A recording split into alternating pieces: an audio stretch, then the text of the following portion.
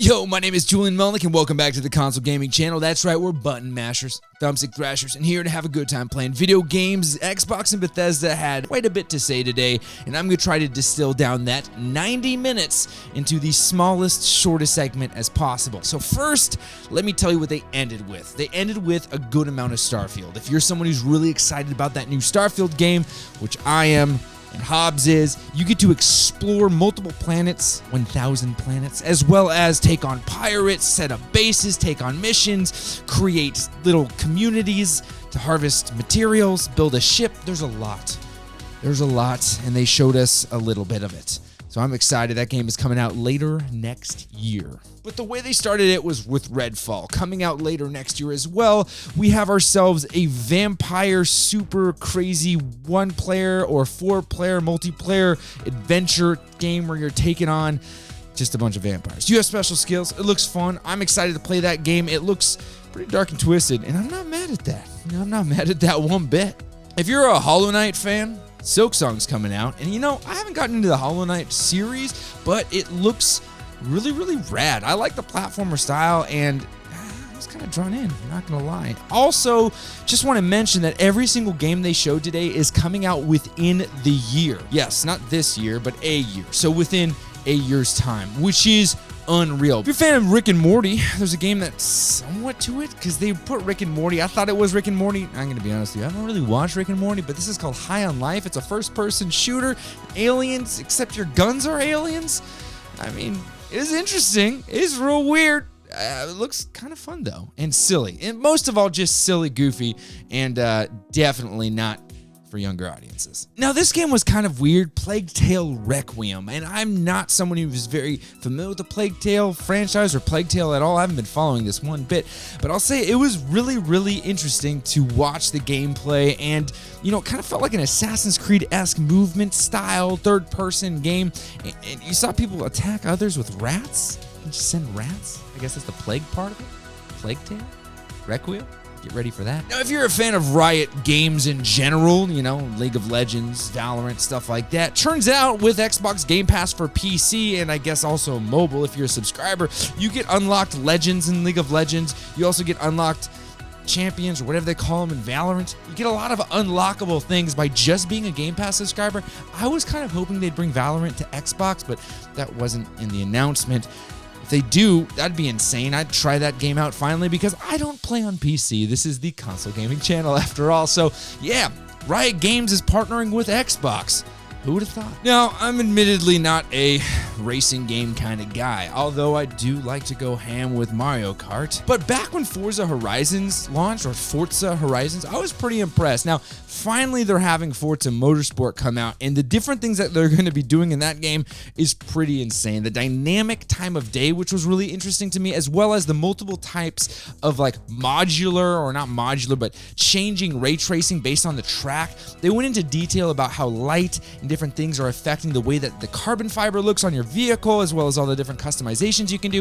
If you're a Forza fan, this seems to be one of the biggest, most ambitious, and exciting versions of the game yet. So get excited. Forza Motorsport.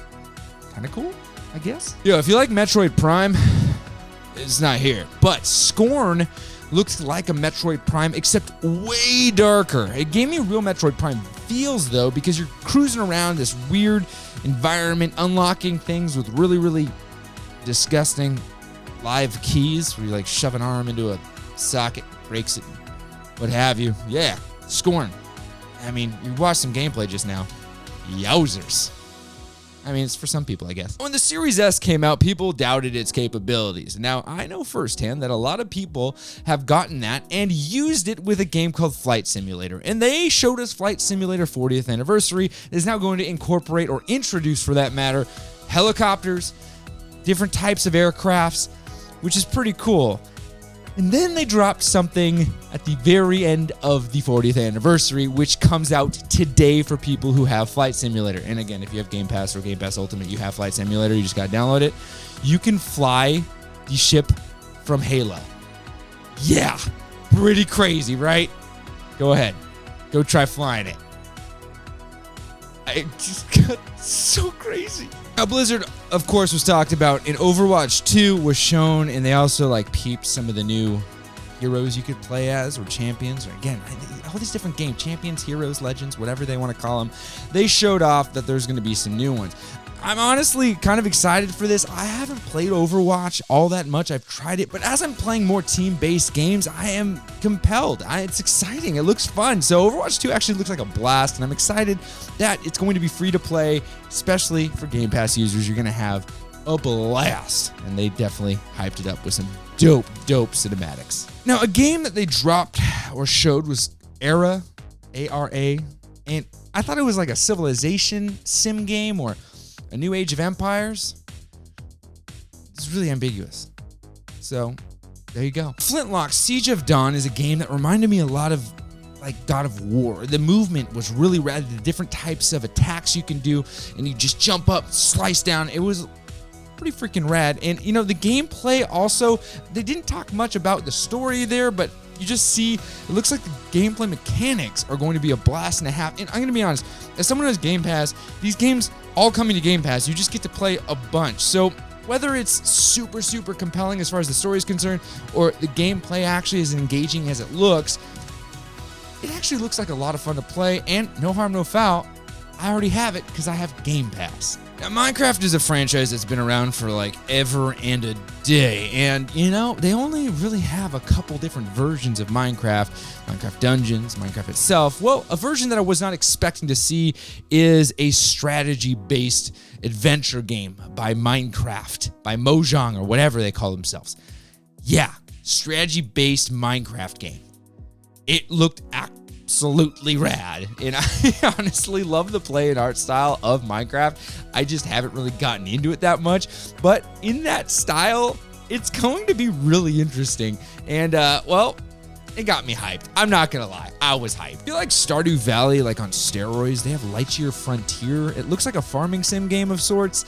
Again, some of this was a little bit more ambiguous in the way that they presented it, but I mean, if that's your cup of coffee, man, get after it. Not everything was the most beautiful out there. Gunfire Reborn. It's just a rough trailer in general. It looked like the renders weren't finished. It's a 4-player kind of battle game. Cats. I'm sure it's great. It's free. Well, Game Pass isn't free, but you get what I'm saying. Now, side-scrollers admittedly have a soft spot in my heart because they're just interesting, coming out in 2022 or 2023, and The Lost Case of Benedict doesn't stray from that. I'm very interested, just because it's a highly artistic-looking side-scroller. The story seemed really wild, so it looks like a game that I am going to absolutely love, only because the art style alone is pulling me in, right? So, I mean, I'm still going to give it a crack. And it was really a wild looking game. And you're seeing the gameplay now. Looks like a lot of fun. Now, storytelling games or story-based decision games just really aren't my cup of coffee. But As Dusk Falls is coming out, and it looks like it's going to be an extremely interesting rendition of that. The art style is weird. The animation's weird. By weird, I just mean peculiar, different. Could be really exciting for people. And if you're a fan of story-based decision games, this could be fun. It'd be really fun. I got nothing bad to say about it, except it's just really not my style of game. Now, Battle Royales are a dime a dozen nowadays. Everybody's all about them now. But Naraka Blade Point, a little bit more of a different style, because you can use swords and martial arts and run across buildings. I haven't played it. I remember when it launched, or when it was more talked about, I think sometime last year. The game kind of caught my attention, but I don't play on PC, so I didn't really get that far into it. Now, it's coming to Xbox, so you might give it a crack, but it just is a different style of Battle Royale. If you're in a Battle Royale, Fortnite's got my heart. I know.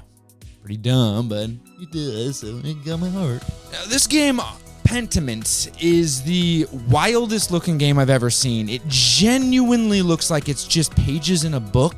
Like, the art is like flat, hard lines, set in like a Renaissance period. There's some murders, there's some mystery, there's intrigue. It's story-based as well. Not one that I'm necessarily going to devote a bunch of time into, but I might play the first hour or two, might stream it, who knows.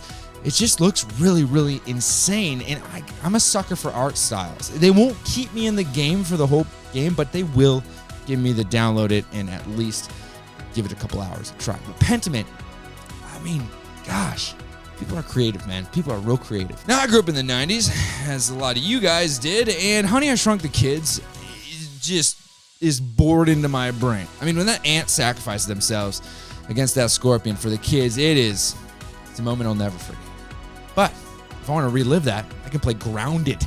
Grounded, a game where you're actually a shrunken person or a shrunken kid that has created pandemonium in the community because everyone's disappearing and you have to get through your yard, or a yard for that matter, to the other side to potentially get big again. I'm really into it. I'm super into it because Honey, I Shrunk the Kids I've seen like easily 100 times. And so if I get to play that life, sign me up, Hobbs. Sign me up. Ravenlock. The mechanics remind me of like an older Zelda game, like a Link to the Past almost Zelda game, or maybe a Ocarina of Time. But it looks like you're in a Alice in Wonderland type of world that's both futuristic and in the past. It's super crazy, super wild looking, and hey, just a classic adventure game. So I'm in. Sign me up. I'm in. I'll give it a crack. This is Ravenlock. Now, they spent a good amount of time cinematic-wise showing off a necromancer doing the necromancer things for Diablo 4. Yes, they gave us Diablo 4. Now, we don't have it yet, but they talked about it. In fact, we won't get it this year. But Diablo 4 is coming, and Necromancer is another class that is playable. They also showed off that you can do significantly more as far as customizations for your character, and you can do crossplay and all that good stuff. It actually looks like a great deal of fun. I played Diablo 3 a little bit. I have played Diablo 2, and Diablo's never been a game that pulled me in, but this one, if it really is able to deliver an exciting multiplayer experience, especially because there's events that you can play that require many players to defeat this major boss that you're in, or even you can go PvP. And if you're a really good player and you have good stats and good experience and different stuff like that, and your play style is that of someone who is of an elite level, you'll actually be marked as a champion, and people will be coming for you. Interesting gaming mechanics, interesting stuff they're going to be introducing in Diablo 4. Hey, you know what? We needed it. So, new Diablo game. Now, I've played games like Monument Valley, these mobile games that are beautiful, something like Limbo, but this Cocoon game, it is a puzzle adventure game, and by puzzle I just mean you're moving around, top-down look. It reminds me a lot of Tunic, if you guys played Tunic. If you haven't, it's on Game Pass, but you're just solving puzzles, and it's really, really artistic and beautiful. I love these games because they can focus so much on the environment because of the simplicity of the play style. It looks pretty. Yes, pretty. Wulong Fallen Dynasty. And that's about as much as they showed us. Phil Spencer came on and said that this is one of the most anticipated franchises being brought back to Xbox. Persona. I was not expecting that. I was not expecting it.